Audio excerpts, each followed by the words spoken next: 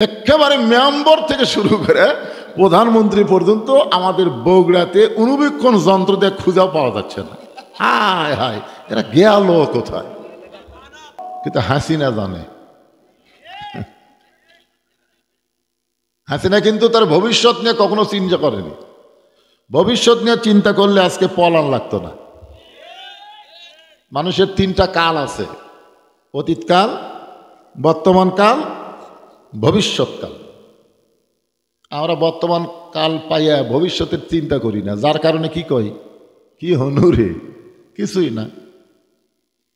5 তলা বিল্ডিং এর উপরে চড়ে 1.5 লাখ টাকার খাট, 12,000 টাকার কম্বল ওড়ে তামারে মাথায় দিয়ে বলতেছে আমার বাড়ি আমার ঘর, আমাক নামাইকে। রাত 9টার সময় দোয়া পড়ে ঘুমাইছে। আপনার বলেন এটা কি ঘুমের দোয়া হলো? ঘুমের দোয়া কি? আল্লাহুম্মা বিইসমিকা আমুতু ওয়া আহইয়া। অথচ দোয়া পড়লো আমার বাড়ি আমার ঘর, আমাক নামাইকে। এ দেশ আমার বাপের, এ দেশ আমার।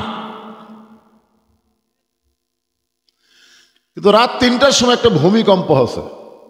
কি কম্প? খালি বিল্ডিং একটু লড়ে উঠছে। যে লোকটা 9টার সময় কইল আমাক নামাইকে, ওই লোকটা 41 সালের আগেই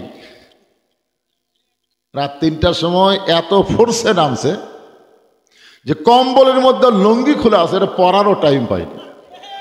12 তরকারিতে ভাত পাক করছে, খাবারও সময় হয়নি। ধরে কোন কথা ঠিক কি না?